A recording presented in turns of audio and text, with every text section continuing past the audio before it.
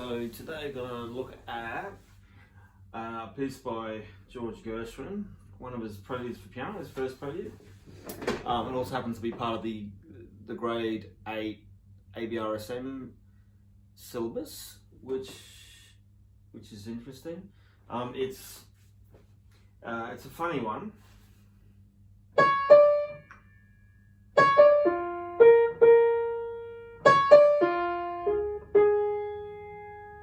Now it's implied to play straight, but there's recordings and footage of Gershwin actually playing it swung himself, which you get that opening line more.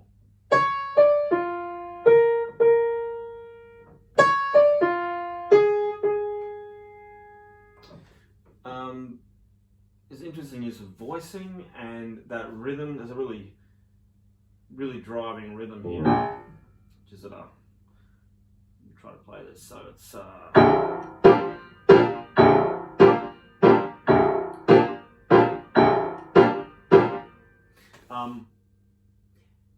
think the key here is to give that rhythm a little bit of a shape here. So maybe something more like this.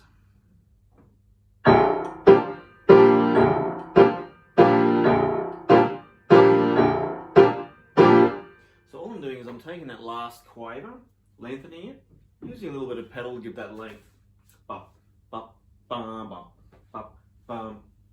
Way more interesting shape in my opinion here.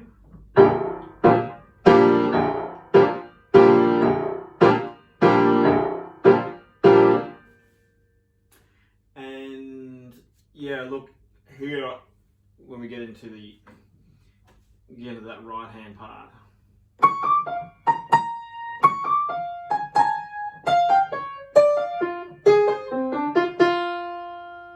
It's really important to bring out these little articulations here.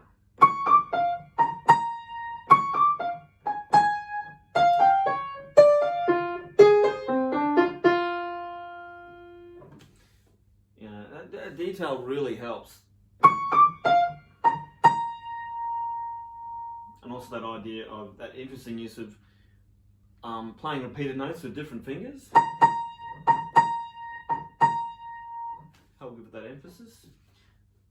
So bar 7, we've got that second B flat.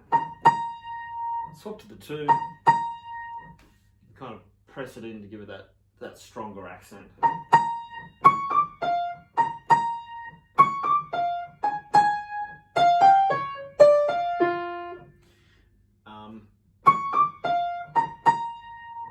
The end of that D2 in bar 7, you've got that semiquaver coupled together. So that's second semiquaver.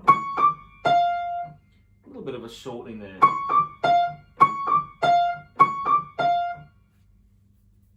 This gives it a more interesting shape than everything.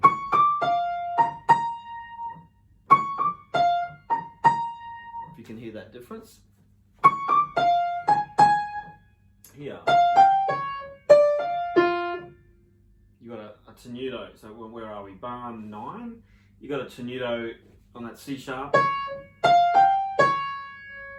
Give a little bit of extra emphasis there. Sometimes I think of a tenuto when it says give it an emphasis. It's almost like a half accent or a medium accent. I think it's a simple way of thinking about it. You can.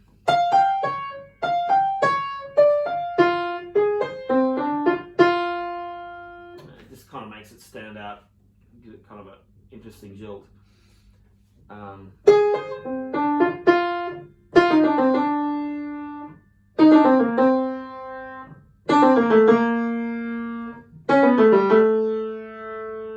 Nice little sequence there, and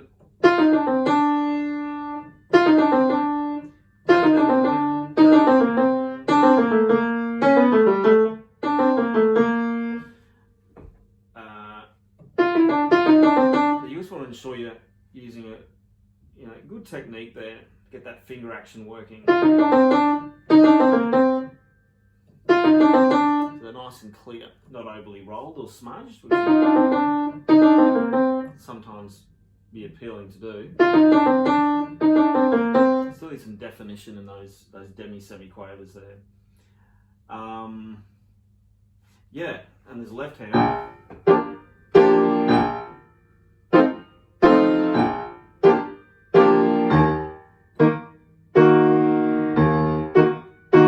Quite stretchy, quite jumpy. It's a good idea. You can employ the use of eyes closed practice to get that jumping really confident in what you're doing. So when I'm teaching students, it's just like we took that first one in bar 7. That's quite a substantial jump.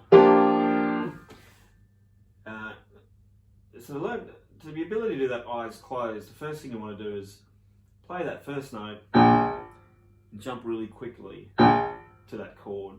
So the idea is we want to touch that as quick as we can. Almost like those little insects that, you know, they skim across the river water sometimes really quickly. The second step is then, of course, to play it. Remember, we're trying to aim to go fast from low to top, not necessarily the top to bottom. Pre-touch, play. Pre-touch, play. Pre-touch, play.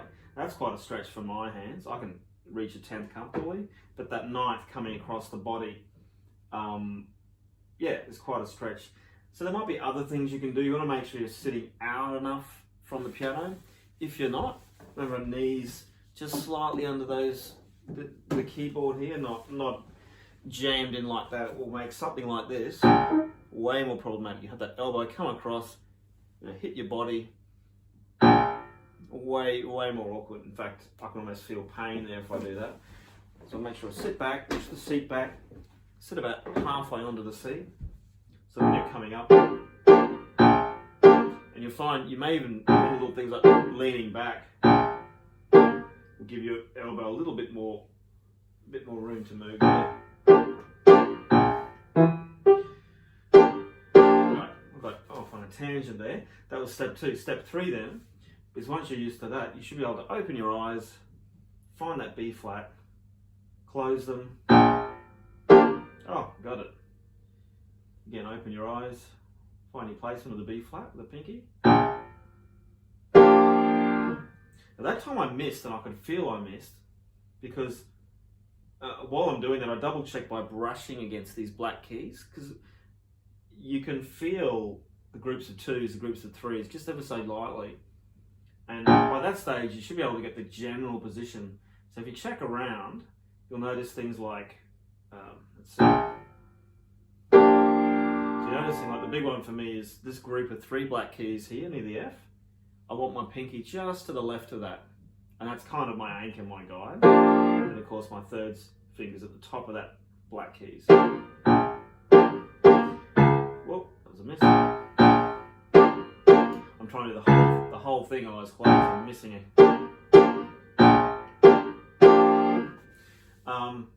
Yeah. So when you then go back to do everything together, I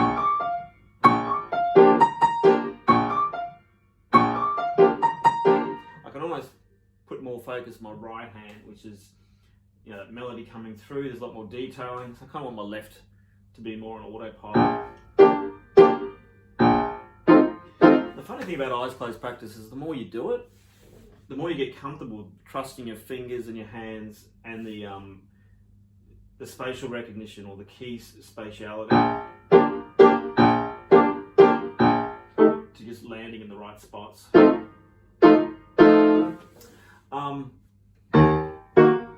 that was particularly important that you're back for that E flat minor one.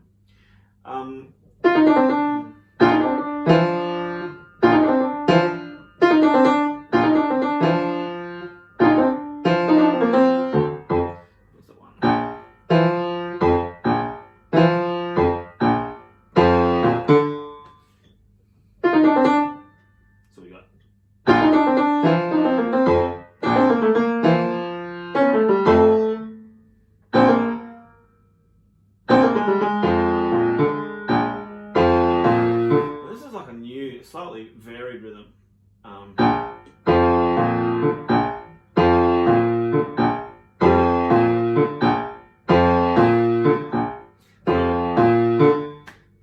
might be altered a little bit. I'd make that last D, maybe a slight staccato.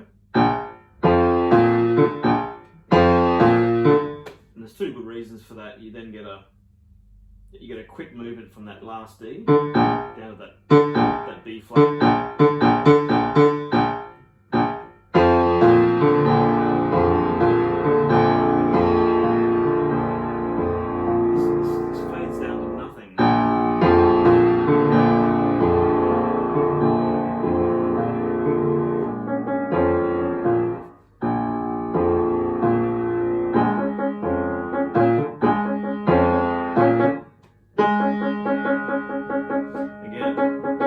Repeated notes, you swap into 3 and 2 at an ever so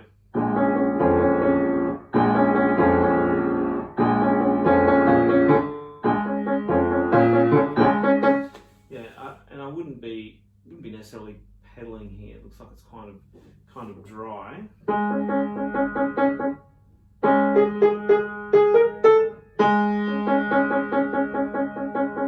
Fun to do with that swapping. So you're holding now that A flat.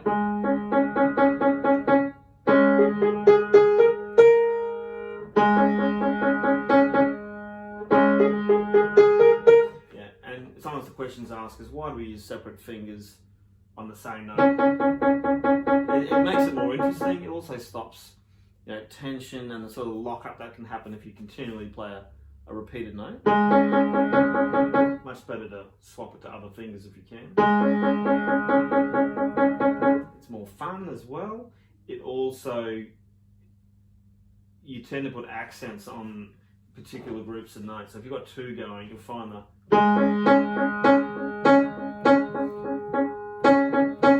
sort of those quaver pulses of two is where your second finger's got to land, apart from that first A flat. So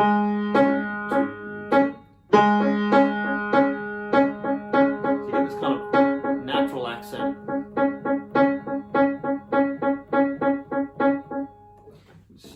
which helps you lock onto the rhythm better. Here you're some kind of forced to. You could arguably put the fourth finger. It's a much more awkward time to do it though. So I can see why they've got the 5 there.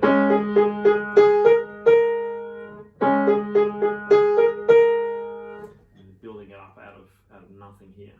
Let's take it slower, as I don't. I'm kind of sight reading this really. So we go.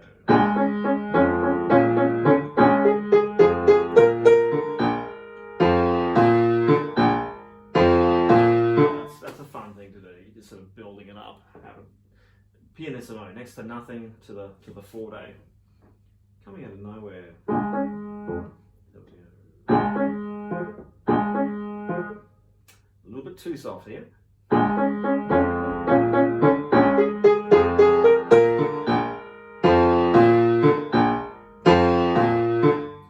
And again, backing down to almost nothing. That's right.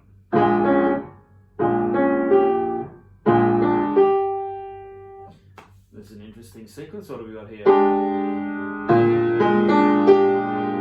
Oh, it's a classic jazz chord. So it's like a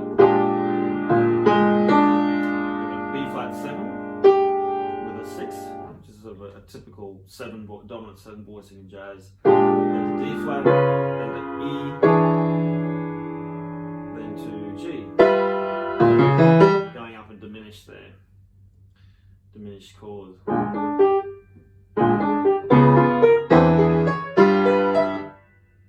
Yeah, there's that lovely build-up you can do from piano to mezzo forte. Interestingly too, that dynamic range is not quite as big as it was previously. So from bars 16 to 18, you're going from pianissimo to forte, which is a massive dynamic difference.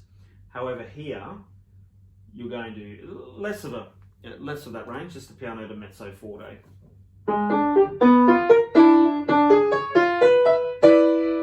Sort of climaxing on that. C major 9 chord.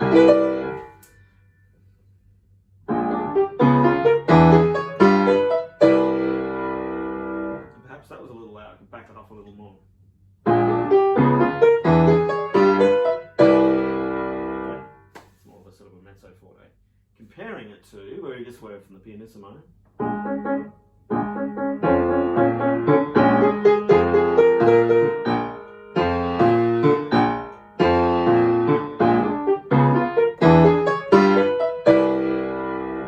Apologies, there's a couple of little errors there in bar 17.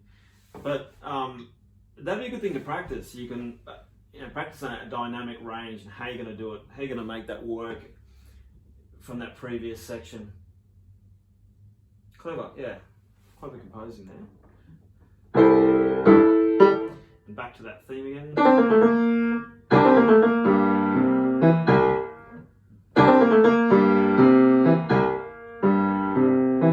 And again, theme.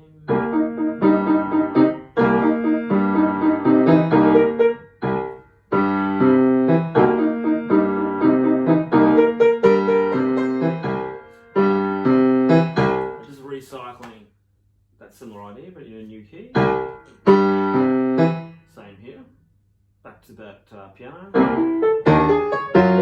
Oh, that didn't sound right at all.